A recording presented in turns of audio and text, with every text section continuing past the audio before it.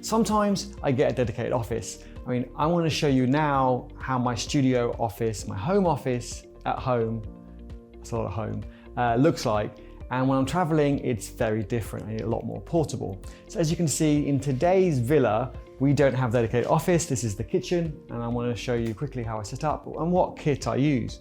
But before we get started, let me just turn on a few more cameras to give you a few more angles as we do this video. So let me just flick on this GoPro. I have lost the clip, so I can't put it on the jobby, but at least hopefully you get another angle from there. And I do have another camera with me, another tripod. Let me just connect this up. So being a digital nomad has its pros and cons. I mean, being able to travel the world, work from wherever you want, you know, have the pool outside. I don't know if Sarah wants to flick the camera around very briefly and just show that the pool is literally a few steps away. So anytime I want to take a break, I can. And the beach is also not too far as well. However, getting all our equipment around is quite hard. We travel with about 75 kilos, and that's the lightest we've ever made it. And so that has been quite tricky. But yeah, so loads of pros and cons. I do highly recommend it. I wouldn't change it for the world.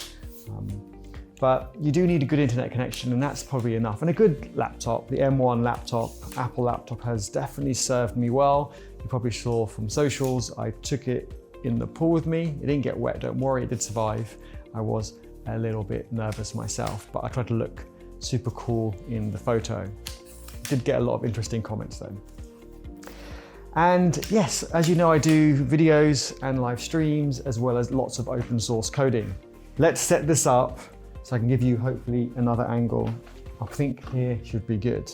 But in the next villa that we have in a month, we will have a dedicated office, so I can leave all my kit set up all the time and hopefully do more live streams and videos for you as well. So now we have a couple more angles. So let's actually set up. So I've got my trusty M1 laptop, and this is my portable green screen. I did used to have the Elgato, but I sold it. It was a great green screen, but it wasn't portable. It barely fit in the car as we drove to Portugal.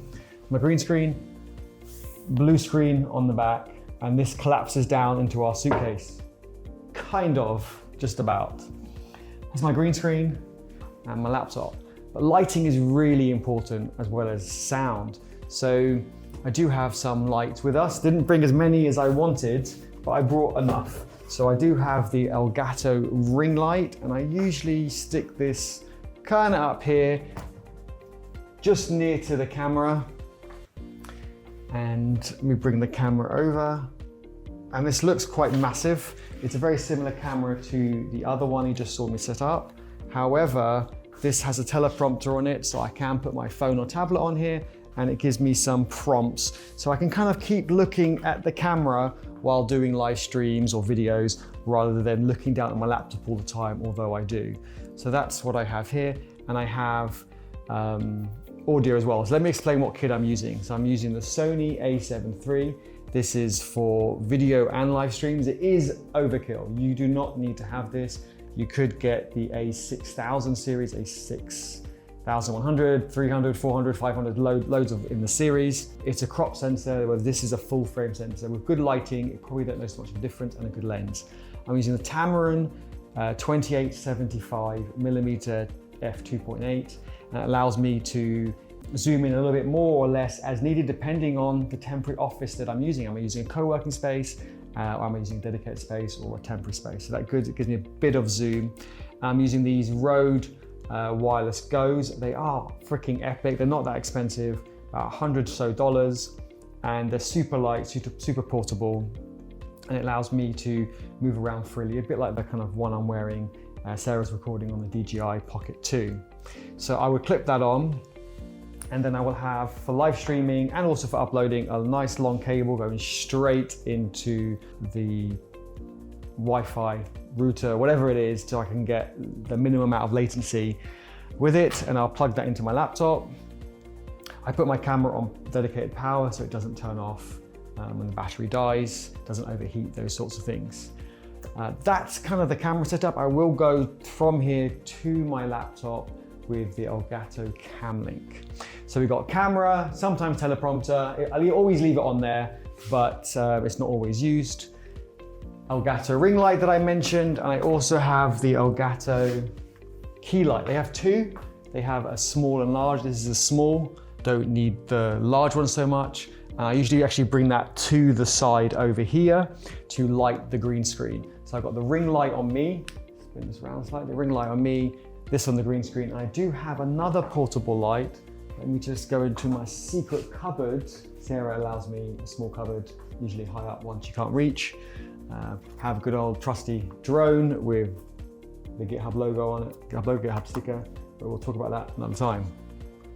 So I will bring a small portable light, again, really good for in the evening, out and about photography, but also use it here as well. And I will just put this on the jobby. This is the jobby with all the bendy legs. And I will put this here, and again, to light up the green screen. So you really want those two lights to be behind me. I'll stand here. So this is my temporary office at the moment and my temporary portable kit.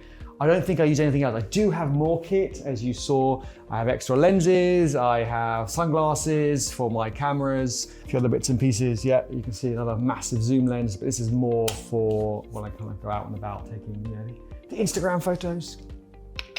But the rest of the stuff in there, chargers, those sorts of things, are more extra. This is what I need. So hopefully you see that it's pretty portable. The teleprompter does look quite big. However, it does flat pack really nicely, but it is glass. You do need to be careful when packing that and, you know, pad it out really well.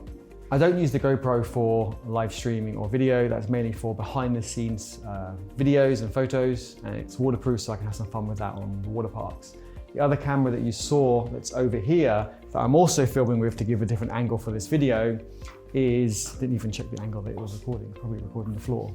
That's kind of got a few things. But this camera is very similar to the one on the teleprompter. It's Sony a7R III with a different lens, my favorite prime lens, 35 1.4. And the reason why I have this is sometimes I want a second angle when filming, like now, but also I kind of get lazy to take the camera off the teleprompter every time, which is excessive and you don't need it. So single camera, 2 or 3 lights, laptop, and your pop-up green screen. I mean, this green screen, I'd have no idea how to fold it. And I was saying you can do it horizontally if there's 2 of you. You can put it up on some chairs, give you a bit more width. And it is blue, as I said, on the back. And to fold it, it kind of folds something like that. Anyway, I can't remember. I get it wrong every time. I have to watch a YouTube video every time as well. So you can do it as well. You can get into freelancing.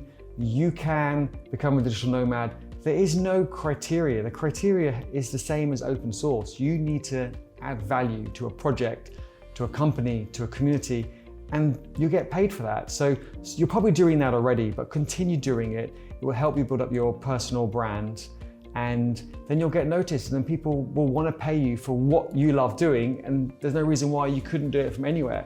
Time zones are a bit challenging. Currently we're kind of, +8 time zone, which is a bit hard when you're working with people who are -8 because you've got 16 hours difference, but you make it work. You work with the clients that you want to work with, and the clients will work with the people they want to work with.